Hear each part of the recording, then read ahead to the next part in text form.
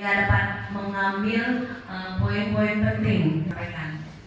Untuk itu selanjutnya acara akan dipandu oleh Bapak Moderator kita, Bapak Rian. Silakan Pak. Darmatula dalam rangka Pejuang 20 yang memenuhi peran lembaga puru dalam acara ini terselenggara dari izin sudah sampun dari Bapak Padisadir Kabupaten Karawang. Silakan Bapak Agus Kertayoga.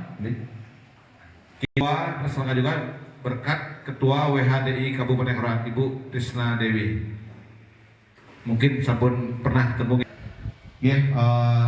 Tersebut juga pada sepuh yang sampun hadir. Mungkin sedikit memberikan ilmu, boleh bilang ilmu, ada pengetahuan yang mungkin ibu-ibu belum terbaca atau belum terpikirkan. Nanti di session setelah memaparkan baru ada session tanya jawab. Yang lanjut nih. Mohon izin saya berdiri saja. Nggak biasa disuruh duduk. Pertama-tama izinkan saya mengaturkan Asuntara Om Swastiastu. Hormati para sesepuh. Tadi saya banyak yang kemarin ya. Kemarin di hotel itu sama temanya, hanya mungkin pesertanya beda.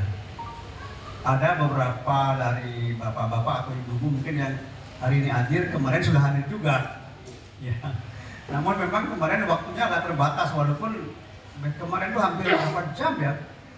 Sebetulnya sebelum pura menjadi sebuah tempat untuk memberikan pendidikan karakter, itu rumah tangga sebetulnya yang utama. Karena yang pertama, kalau untuk anak itu ya rumah tangga, keluarga, terutama khususnya ibu-ibu. Jadi sebetulnya peran terbesar dalam membangun karakter anak itu ya ibu-ibu. Ya. Karena bapak-bapak punya kesibukan lain agak berbeda. Walaupun demikian, bapak-bapak juga tidak boleh mengabaikan, harus ikut serta. Yang pertama ingin saya ingatkan bahwa sebuah keluarga Hindu, ada suami, ada istri, katakanlah ada anak begitu ya. Ini sebetulnya kehidupan grahasta itu, sebagai grahastin itu ya, perilaku suami istri itu perilaku loh ya, tidak beda dengan perilaku seperti pemangku lanang istri. Artinya apa? Suami berperilakulah seperti seorang pemangku, lalu istri berperilakulah seperti seorang sarati. Karena rumah itu merupakan tempat prakteknya anak-anak kita dalam membangun karakter mereka. Itu yang penting. Nah, oleh karena itu kalau kita bicara pendidikan karakter, keluarga dulu. Dan keluarga ada rumah. Rumahnya harus ideal. Nah, kalau rumahnya nggak ideal, amburadul begitu, gimana? Bagaimana kita bisa membangun karakter anak, mendidik karakter anak? Kenapa? Keluarga ini mungkin hampir 90% lah yang harus mampu memberikan landasan bagaimana nanti karakter yang akan kita bentuk. Belum mengenal pula anak-anak ini, rumah dulu. Nah, rumah itu idealnya, saya sudah membuat sebuah bagaimana rumah ideal untuk umat Hindu. Sudah saya buat, walaupun sederhana. Kita tahu di rumah itu ada beberapa ruang, beberapa kamar, ya. Idealnya di depan rumah mesti ada teras. Ada teras, ada ruang tamu, ruang makan, ruang tidur, dapur, kamar mandi. Ini semua harus ideal ini. Ya, pertama kita lihat dulu lantainya. Teras itu lantainya mesti paling rendah ya. Lalu ruang tamu lebih tinggi sedikit. Ruang tamu, ruang makan, ruang tidur bisa saja dia lantainya sama. Tetapi dapur upayakan supaya lantainya lebih tinggi, walaupun hanya 1 cm, 2 cm, nggak masalah. Karena sumber hidup kita tuh dapur sebetulnya. Semua makan minum semua ya di situ. Jadi kita harus agak istimewakan dapur. Dan ingat, di dapur itu ada 5 energi sebetulnya. Di sana ada Brahma atau Agni, ada Wisnu, ada air di situ, ada Bayu di pendaringan depan beras, ya. Kemudian ada Pertiwi di lantai, dan mestinya idealnya di dapur ada pelangkiran kecil untuk siwa. Jadi 5 ini ada dapur, maka dapur memiliki tingkat kesucian yang amat luar biasa. Maka ketika di Bali dulu, ya saya ya, atau mungkin Bapak Ibu juga yang lahir dan cukup lama besar di Bali, ketika habis melayat orang meninggal, mesti kita lemparkan air ke atas genteng dapur, lalu kita biarkan seperti itu. Nah sekarang kalau dapurnya di atas bagaimana? Kan nggak mungkin. Nggak mungkin kita melempar air ke atas lantai atas. Maka sebetulnya tidak harus seperti itu lagi. Cukup kita masuk ke dapur, cuci tangan, cuci muka, selesai. Karena ada 5 energi tadi yang menetralkan, ya, menetralkan. Cukup melakukan itu. Jadi dapur memang harus kita istimewakan. Nah, jadi ini dapur. Kemudian di dapur letak kompor, hati-hati. Saya kebetulan belajar Hong Shui Nippon namanya. Kalau Hong Shui kan angin, air itu Chinese punya, tapi Nippon itu kombinasi antara Chinese dengan Nusantara. Jadi kompor itu letak kompor ya hati-hati. Misalnya ya, ada ruangan dapur gitu ya, lalu ada pintu dari garasi masuk ke dapur atau dari kebun masuk ke dapur. Kompor sebelah sini, pintu di sini, kita harus nyendok, memasukkan rezeki dari luar. Jangan kemudian kita membuang begini, pintu di situ kita buang keluar, jangan. Ya. Saya cukup lama mendalami yang ini sejak tahun 1987.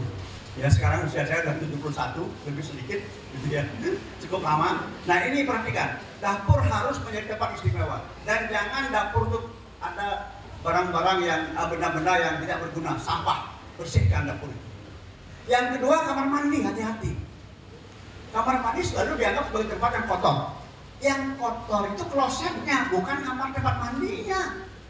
Tapi sekarang karena kloset dan tempat mandi satu ruangan, seringkali kita menganggap tempat kotor. Tidak.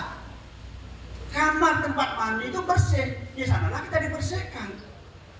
Kalau tempat itu bukan sesuatu yang bersih, tidak akan mampu membersihkan kita. Di sanalah kita dibersihkan dan kotoran itu diserap oleh Pertiwi tanpa pernah ada protes dari Pertiwi. Yang kotor itu sebetulnya klosetnya. Nah, sekarang bagaimana kita membersihkan kloset itu supaya gelombang energi negatifnya tidak menebar? Cari saja bawang putih lanang, bawang putih tunggal ya, 3 biji, setiap minggu masukkan ke kloset itu. Itu ada gelombang energi positif itu.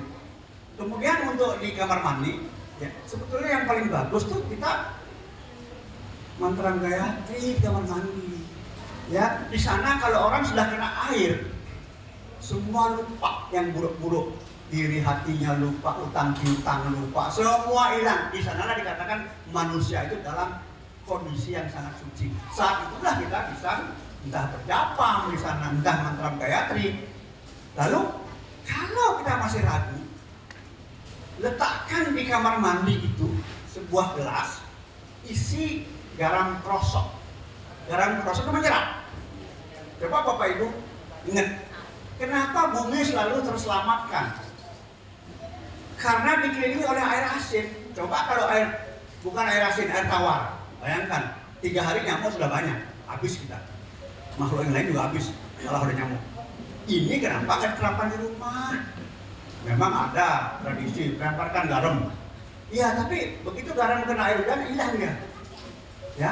Nah, kamar mandi bisa menyerap energi-energi yang kita anggap negatif, gelombang-gelombang energi itu. Nah, lalu rumah bagaimana?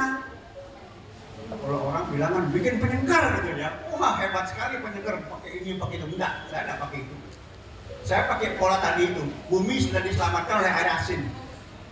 Ambil saja galon mineral yang tangguh, isi garam krosok 3/4-nya, isi dengan air hujan, taruh di pojokan pintu masuk pagar. Selesai urusannya. Semua gelombang-gelombang energi negatif itu diserap oleh garam dengan air hujan. Selesai. Tidak perlu pusing. Nah, selain itu di rumah biasanya kita, ya kalau orang Bali kan punya penunggun karang ya. Selama ini penunggun karang kan hanya dianggap sebagai satpam. Enggak. Penunggun karang itu selain dia menjaga keamanan, katakan demikian, dalam hal ini kalau kita meninggalkan rumah tanpa rasa gelisah, ketika kita istirahat di rumah tanpa rasa takut, aman. Salah satunya itu. Tapi selain itu sebetulnya yang namanya penuhun karang itu juga menjaga kemakmuran. Oleh karena itu dia harus kita kasih makan. Makanannya apa? Yang gampang setiap hari kita masak, kita kan mencuci beras, ya, kasih garam, tebar di seputaran penuhun karang itu. Itu makanannya dia. Perihal nanti ibu-ibu ngejot, silahkan, kliwonan, silahkan. Tapi ini harian ini. Dari mana saya mendapatkan konsep ini? Ingat, waktu kita ngentek linggih tempat suci kita, ada rangkaian acara yang namanya ngingsah. Ye, di rumahku ngingsah ya. Kenapa ngingsah beras dicuci, lalu air beras dan berasnya ditebar di mandala utama? Itu puncak acara penyucian sebuah pura. Bayangkan, kenapa rumah kita nggak pernah kuat seperti itu? Nggak akan salah. Ya saya hanya melihat di pura bisa, kenapa di rumah nggak bisa? Seperti itu. Ya, laut bisa menyelamatkan bumi, kenapa kita nggak pakai di rumah untuk menyelamatkan kita? Nah, itu rumah yang ideal. Perihal nanti setiap kliwon ibu mau segah, ya silahkan. Terus selama ini kan ada bermacam segahan. Oh, kalau di Penuhun Karang hitam putih kan gitu. Kalau di Merajaan putih kuning gitu. Kita di luar Bali yang namanya penghuni alam bawah yang kita kenal dengan sebutan Montekalo itu lebih ganas daripada yang di Bali. Kenapa? Karena di Bali hampir setiap rumah segah, mecaru. Di luar Bali kan enggak. Maka saya sarankan pakai saja satu jenis segahan pancewarna. Mau di depan kayak, mau di depan pagar di Lebuh, mau di Merajaan, itu pakai itu. Mau lebih lengkap? Pauknya kan biasanya cuma garam, jahe, bawang merah. Lengkapi dengan lengkuas dan cabai. Ini saya dapatnya dari alam sebetulnya. Ketika saya pakai 3 itu lauknya, datang yang rajanya si Montekalo itu, kemudian dia mempertanyakan, mana lengkuas sama cabenya? Lengkapi dengan itu. Ibu akan merasakan seperti apa nanti bedanya. Itu rumah. Nah, kalau rumah sudah ideal seperti itu, baru kita bisa bicara pendidikan karakter untuk anak kita. Sebelum anak lahir, Hindu menurut Ayurveda itu yang diperkuat oleh 3 resi, resi Susuta, Caraka, dan Wasista. Ini tiga resi Ayurveda ini. Itu di sana dikatakan bahwa dalam kandungan sebetulnya sudah terjadi proses pendidikan karakter. Contoh dalam Mahabharata, ketika seorang ibu hamil dianjurkan untuk membaca sloka, melantunkan kidung, dan itu diserap. Di sisi lain, kalau seorang ibu yang hamil lalu konflik terus dengan suami, bertengkar, itu diserap oleh si anak, akan menyebabkan nanti anak itu kan tumbuh berkembang menjadi anak yang aneh, bahkan kadang-kadang penuh dengan rasa kekecewaan, sakit hati. Itu terjadi, ya. Maka sebetulnya begitu kehamilan satu, nah ini kita kalau di Bali kan mengenal setelah umur 7 bulan kehamilan baru ada acara. Lah, kehamilan sebelum 7 bulan bagaimana? Masa kita nggak berbuat apa-apa?